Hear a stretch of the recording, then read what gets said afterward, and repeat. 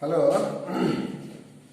very good morning. Good morning to the class 10 student. Welcome to the physics classes. And in the previous video, we have discussed about the nature of light. What is light and what are the nature of light? Light has three natures: ray nature, wave nature, and particle nature. Mainly we have to discuss in class 10 level the ray nature.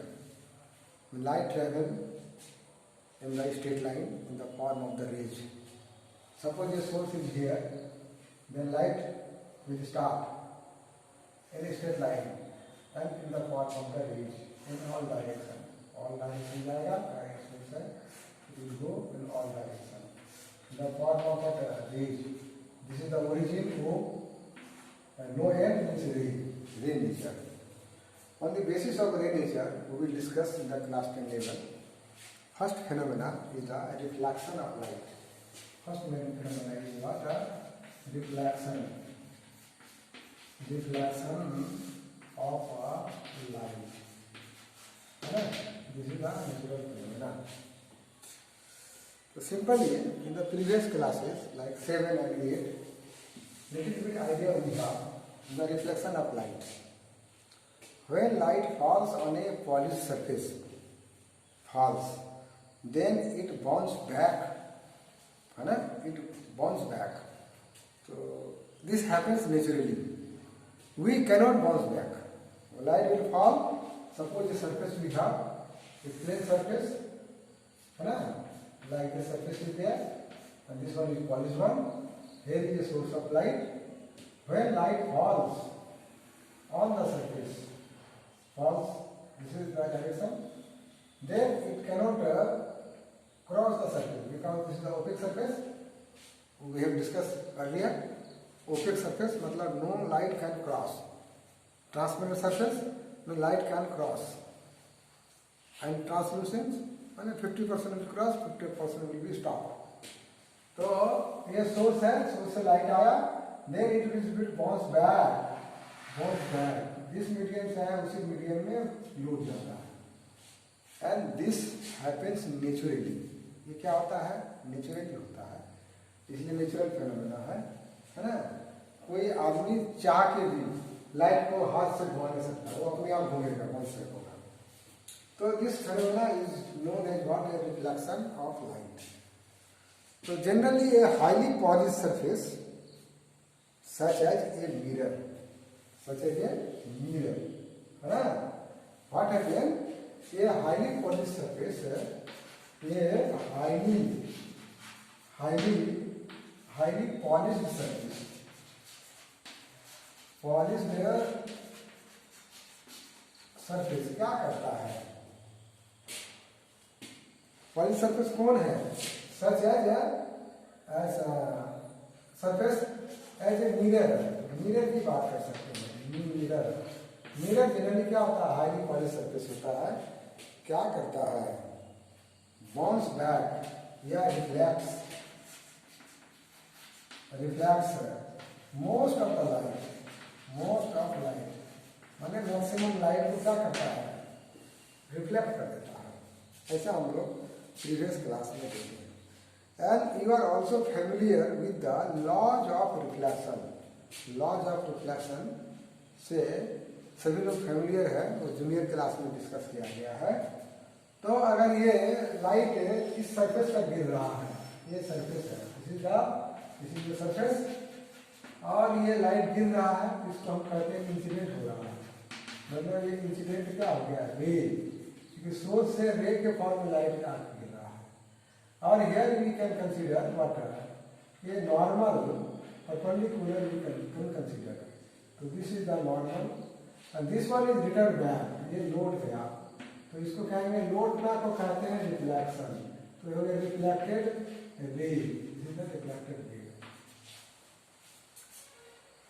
Just incident ray और normal के बीच का angle को major करेंगे.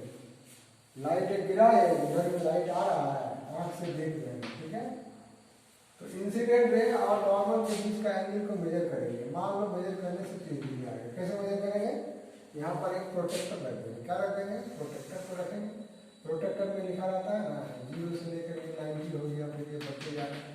इधर से देखेंगे 30 बन रहा है। तो आंख में जो लाइट दिख रहा है उधर वाला एंगल को मेजर करेंगे तो ये भी एंगल क्या होगा? 30 डिग्री दिखेगा।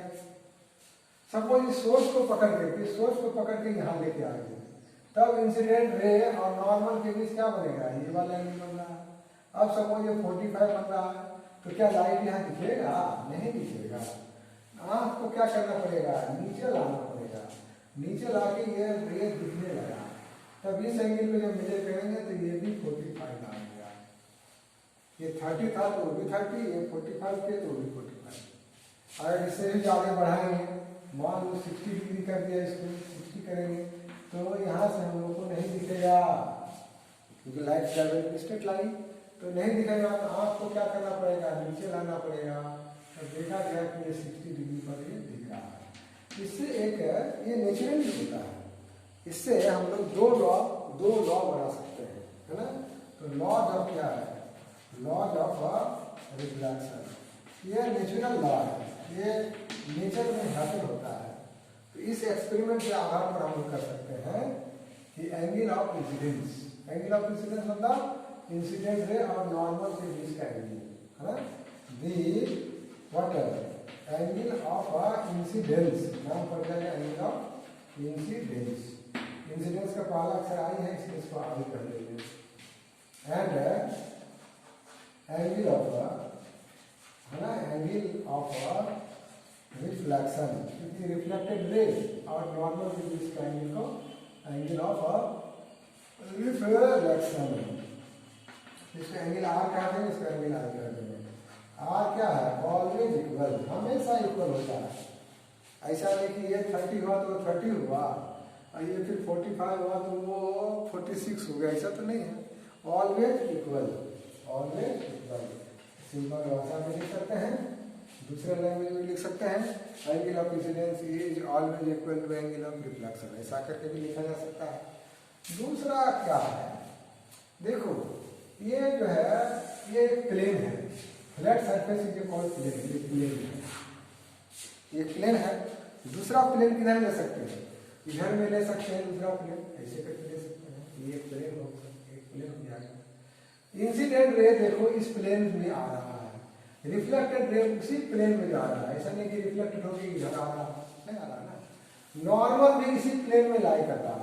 इसका मतलब है incident ray, reflected ray and normal all three lie on the same plane. ऐसा नहीं कि इंसिडेंट रे इधर है, रिफ्लेक्टेड वाला इधर आ रहा है, ऐसा तो नहीं होता। जिस प्लेन में आएगा उसी प्लेन में ही लाई करेगा। तो दूसरा लॉ हम लग सकते हैं, द इंसिडेंट रे, आपतित किरणें, इंसिडेंट गिरने वाला रे, किरण, और reflected ray, reflected ray and क्या है? Normal, normal, normal, normal, all lie रहता ऑन दिस सेम प्लेन। ये हम जूनियर क्लास में भी याद किए हुए हैं, 7th क्लास में, और इसको हम लोग बनाएंगे आगे। यहाँ एक वर्ड आया है क्या? मिरर। वर्ड आया है क्या? मिरर वर्ड आया है। तो mirror is the best source of reflection, उससे हम लोग रिफ्लेक्शन करा सकते हैं, ठीक है। तो ये मिरर जो है, मिरर क्या होता है? Highly polish surface is called mirror. एक टर्म आ गया हम लोग का पास, मिरर, राइट। तो ये मिरर जो हम लोग यूज करते हैं अपना फेस देखने के लिए करते हैं, मिरर। मिरर एक्चुअली क्या होता है? हाईली पॉलिश्ड सरफेस होता है, highly polished surface is called mirror, है ना? इज कॉल्ड मिरर, है ना? अब मिरर का टाइप होगा, टाइप ऑफ मिरर, है ना? टाइप ऑफ मिरर, पहला है प्लेन मिरर। क्या है? प्लेन मिरर, प्लेन जैसा होगा, प्लेन मिरर। एक है ग्लास, ग्लास ले लेते हैं, एक ग्लास स्लैब ले लिए, मान लो ऐसा करके ग्लास स्लैब ले लिए, ठीक है। तो ग्लास क्या होगा, आर पार में लाइट चला जाएगा, ठीक है। तो एक साइड, एक फेस, इधर वाला फेस को रहने देंगे, इधर वाला फेस को पेंट कर देंगे। तो इतना नहीं करके इसी को हम लोग सपोज एक लाइन के फॉर्म में दिखाएंगे, इसी इसको लाइन के फॉर्म में दिखाएंगे। इधर वाला जो फेस है ऐसे है, इधर वाला फेस को हम लोग क्या कर देंगे, कुछ चीज से पॉलिश कर देंगे। पॉलिश करने का मतलब है लाइट आर पार नहीं जाएगा, लाइट विल नॉट क्रॉस, है ना। तो और इसके ऊपर में सिल्वर का कोटिंग भी हो जाता है, सिल्वर का कोटिंग चढ़ा के ऊपर पॉलिश कर देंगे, ताकि सिल्वर कोटिंग जो है वो डैमेज नहीं हो, इधर से पॉलिश कर देंगे। ब्लैक पेंट से कुछ पेंट्स है जो हमने प्लेन मिरर में फेस देखते हैं ना, पीछे में तो कवर आता है प्लास्टिक का, उसको हटाओगे तो पीछे में जरूर पेंट किया हुआ नजर आएगा। तो ये वाला फेस क्या है, ये वाला फेस पॉलिश फेस है। अब ये वाला पार्ट क्या करेगा, कैसा सर्फेस का तरह काम करेगा, रिफ्लेक्टिंग सर्फेस की तरह काम करेगा। मान लो यहाँ से लाइट आएगा, लाइट गिराया, यहाँ पर क्या कल्पना करेंगे, नॉर्मल कल्पना करेंगे, तो लाइट क्या होगा, है ना। तो ये प्लेन मिरर, इस मिरर को हम ऐसे भी दिखा सकते हैं, लाइट जो वहाँ दिखा है, ये वाला ऐसा कर देने का मतलब है ये वाला फेस को पेंट कर दिए, ओपेक बना दिए। लाइट आया, इंसिडेंट हुआ, एरो से बता रहा गिर रहा है, और यहाँ पर जहाँ पर गिरता है उसको हम लोग कहते हैं, ये पॉइंट है, इस पॉइंट को कहेंगे पॉइंट ऑफ इंसिडेंस, मतलब गिरने वाला इंसिडेंस। अब लाइट क्या होगा, उतना ही एंगल से क्या होगा, रिफ्लेक्शन होगा। एंगल ऑफ इंसिडेंस आई बराबर क्या होगा, एंगल ऑफ रिफ्लेक्शन आर के बराबर होगा, जो पहला लॉ है। और दूसरा लॉ को क्या कर रहा है, इंसिडेंट रे रिफ्लेक्टेड रे नॉर्मल और लाई इन द सेम प्लेन, दूसरा लॉ यहाँ अप्लाई हो रहा है। तो प्लेन मिरर के अलावे भी कुछ मिरर हम लोग के पास है जो बहुत यूजफुल है। This mirror are the spherical mirror, है। तो स्फेरिकल मिरर के लिए एक चम्मच ले लो, चम्मच तो हम लोग सबके पास है, चम्मच लाना भूल गए। चम्मच में देखेंगे चम्मच कैसा होता है, ऐसा तो नहीं होता है चम्मच, ऐसा होता है। ये वाला पोर्शन क्या है, डिप्रेस पोर्शन है, ये क्या है, बल्क पोर्शन है ना। ये इनवार्ड क्या है, इनवार्ड में कर्व है, ये आउटवार्ड में कर्व है। तो इनवार्ड वाले को अगर हम एक्सपेरिमेंट करें, ये चम्मच को अगर बहुत नज़दीक लाएंगे तो उसमें हम लोग का फेस दिखेगा, नाक बड़ा बड़ा दिखेगा, दूर ले जाएंगे तो छोटा दिखेगा, और किसी तरह से बहुत दूर ले जाए बड़ा दिखेगा। ये वाला पोर्शन कर देंगे, ये वाला पोर्शन जो होगा ये कनकेव हो गया, स्फेरिकल टाइप का हो गया। तो मेनली जो है हम लोग डील करेंगे स्फेरिकल मिरर। प्लेन मिरर के बाद क्या करेंगे, spherical mirror. What is there, spherical, spherical word आए स्फेयर से, spherical mirror. These are two types, दो तरह का होता है, एक होता है कनकेव, एक होता है क्या, कनकेव, और दूसरा होता है क्या, कन्वेक्स, कन्वेक्स मिरर, है ना। इसका भी जो रिफ्लेक्टिंग सरफेस है वो कर्व टाइप का होगा। ये बनाएंगे कैसे, मान लो कोई होलो स्फेरिकल ठीक है, अब अंदर में ये है और ये स्फीयर है, डिजिटल स्फीयर, स्फीयर का ये सेंटर होगा, डिजिटल सेंटर ऑफ क्या आ गया, स्फीयर, ठीक है। इसी स्फीयर से कुछ एक छोटा सा पार्ट को हम काट लेंगे, ऐसा वाला काट के अलग करके इधर ला लेंगे, है ना, ऐसा करके ला लेंगे, या इधर में से पार्ट काट लेंगे, जैसे काट अपना पार्ट काट लेंगे, तो ये स्फीयर का ही पार्ट होगा, राइट। अब देखो ये सेंटर यहाँ से यहाँ तक सेंटर है, इसका यहाँ से यहाँ सेंटर होगा, इसका यहाँ से यहाँ सेंटर हो जाएगा, राइट। तो सपोज दिस इज दैट, ये भी सरफेस है, ये क्या है, सरफेस है, ऐसा वाला सरफेस है, लाइन में दिखाया है ये सरफेस है, ये भी ऐसा ही सरफेस है। ये देखो अगर हम लोग इनवार्ड वाले को, अंदर वाले पार्ट को रिफ्लेक्टिंग सरफेस बनाएंगे, तो बाहर वाले पार्ट को क्या करना पड़ेगा, पेंट करना पड़ेगा, इसे पेंट कर देंगे। आउटवार्ड जो सरफेस है उसको पेंट कर देंगे। अगर मान लो ये आउटवार्ड सरफेस को रिफ्लेक्टिंग पार्ट बनाएंगे, तो इनवार्ड वाले पार्ट को क्या करेंगे, ऐसे करके पेंट कर देंगे, है ना। सिल्वर का कोटिंग चढ़ा करके ऊपर से ऐसे करके पेंट कर दिया जाता है। ऐसे पेंट करने से क्या होगा, जो कोटिंग है वो डैमेज नहीं होता, राइट। अब ये जो सेंटर था स्फीयर का सेंटर, ये सेंटर था स्फीयर का, लेकिन अब ये सेंटर किसका बन गया, इस कर्वेचर का बन गया। क्या बन गया, कर्व का बन गया।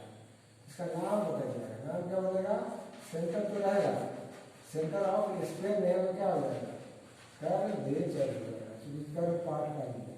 ये भी क्या हो जाएगा, सेंटर ऑफ क्या हो जाएगा, सेंटर ऑफ कर्वेचर का। इसका देखो आउटवर्ड पार्ट रिफ्लेक्टिंग पार्ट है, उभरा हुआ वाला पार्ट, इसका नाम रख देंगे क्या, कन्वेक्स मिरर, कन्वेक्स मिरर। और ये इनवर्ड पार्ट रिफ्लेक्टिंग सरफेस है, ये वाला पार्ट क्या है, रिफ्लेक्टिंग सरफेस, रिफ्लेक्टिंग सरफेस है। इसका ये आउट वाला पार्ट क्या है, यही पार्ट रिफ्लेक्टिंग सरफेस है। तो जिसका इनवर्ड पार्ट रिफ्लेक्टिंग सरफेस होगा, इसका नाम पड़ेगा कनकेव। कनकेव क्या देंगे, मिरर नाम देंगे। अब जो लॉज ऑफ रिफ्लेक्शन जो लगा है प्लेन मिरर के लिए, same law is applicable for the spherical mirror. Spherical mirrors are two types, दो तरह का है, concave, inward part reflecting surface, inward part reflecting surface, concave, outward part reflecting surface, this is the convex. These are two types of the spherical mirror, right? तो इससे related और ये text book का जो है पेज नंबर 161, उसमें थोड़ा line to line पड़ेगा, क्लियर, राइट। तो अब हम लोग देखेंगे इससे जुड़ा हुआ कुछ terminology, will see some terminology related to the mirror, mirror से रिलेटेड, स्फेरिकल मिरर से रिलेटेड टर्मिनोलॉजी देखेंगे। तो let us see first concave mirror, concave mirror से रिलेटेड कुछ टर्मिनोलॉजी। तो कनकेव मिरर तो वो वाला है, तो उसको हम ऐसे बना देंगे, लाइट में बना देंगे। इसका जो सेंटर होगा, सेंटर का नाम क्या लिखेंगे, स्फीयर था तो सेंटर ऑफ स्फीयर था, अब ये सेंटर ऑफ कर्वेचर मतलब सी हो गया, है ना। तो पहला टर्म है centre of curvature, centre of curvature denoted by क्या, C. Actually this is the center of the sphere from where the this curved surface is cut out, काट के निकाले हैं, तो सेंटर ऑफ कर्वेचर। अब ये पूरा पार्ट रिफ्लेक्टिंग सरफेस है यहाँ से यहाँ, तो इसका जो मिडिल होगा, मिडिल पॉइंट होगा, उसको कहेंगे पोल। क्या कहेंगे, पोल। टर्म देंगे क्या, पोल, पोल मतलब mid point of the reflecting surface is called pole, and pole lie on the surface of the mirror. Mirror का जो सरफेस है उसी में लाई करेगा, बाहर में नहीं है, इधर में। सेंटर तो बाहर में है ना, ये बाहर में है, तो ये पोल, तो ये मिड पॉइंट है ना, mid point of a reflecting surface, reflecting surface is called क्या, पोल। इसका नाम देखेंगे पोल, दिखाएंगे पीसी, ठीक है। अब रिफ्लेक्टिंग सरफेस का जो डायमीटर होगा, ये जो डायमीटर होगा, इसका नाम कहेंगे एपर्चर। क्या कहेंगे, एपर्चर। तो सीधा है क्या, diameter of, diameter of reflecting surface, reflecting surface is called aperture, ठीक है। अब सेंटर ऑफ कर्वेचर और पोल को मिलाएंगे, मिला के लाइन लंबा कर देंगे, ऐसे मिलाएंगे तो line joining the centre of curvature and pole, इसका नाम पड़ेगा क्या, प्रिंसिपल एक्सिस। क्या नाम पड़ेगा, प्रिंसिपल एक्सिस ना। तो चौथा टर्मिनोलॉजी है क्या, प्रिंसिपल, प्रिंसिपल प्रधान एक्सिस। ये कुछ नहीं है, इमेजिनरी लाइन है, ये इमेजिनरी लाइन है। ऐसा नहीं कि मिरर लेंगे तो उसमें लाइन जाता हुआ दिखेगा एक्सिस, इमेजिनरी लाइन है। तो ये है लाइन ज्वाइनिंग या इमेजिनरी लाइन का, इमेजिनरी लाइन ज्वाइनिंग, ज्वाइनिंग क्या, C and P, centre of curvature और पोल को मिलाने वाला लाइन को हम लोग क्या कहेंगे, क्या कहेंगे? प्रिंसिपल एक्सिस नाम। ठीक है। Actually spherical mirror is a part of sphere, इसलिए नाम उसका पड़ा है स्फेरिकल मिरर, जबकि ये रिफ्लेक्टिंग सरफेस भी है। अब यही चीज जो है मान लो हम लोग इसके लिए भी कर सकते हैं, कन्वेक्स मिरर के लिए भी कर सकते हैं। तो इसका कोण ये कोण हो जाएगा मिडिल वाला, इसका सेंटर तो इधर रहेगा, सेंटर सी हो जाएगा, है ना। ये वाला इसका क्या कहलाएगा? अपर्चर कहलाएगा। रिफ्लेक्टिंग सरफेस मान लो बड़ा होगा तो अपर्चर बढ़ जाएगा, अपर्चर अधिक मतलब समझ आना है कि उसका रिफ्लेक्टिंग सरफेस अधिक है। अब इसी मिलाने वाला जो लाइन होगा ये क्या हो जाएगा? प्रिंसिपल एक्सिस हो जाएगा। इस तरह हम लोग छू के भी मिरर को पहचान सकते हैं। Difference portion reflecting surface, polish surface तो समझ जाएंगे कनकेव है, और बल्क पोर्शन मतलब ऊपर उभरा हुआ पोर्शन रहेगा तो उसको समझ जाएंगे कन्वेक्स मिरर है। अब जो लॉ प्लेन मिरर में लगता है, सेम लॉ जो है लगता है किसमें? हमारा जो है स्फेरिकल मिरर में सेम लॉ लगता है। ठीक है। अब इसमें जो है रे डायग्राम क्या होगा, किस तरह लॉज ऑफ रिफ्लेक्शन को ऑबे करता है, इसकी चर्चा हम लोग अगले वीडियो में करेंगे।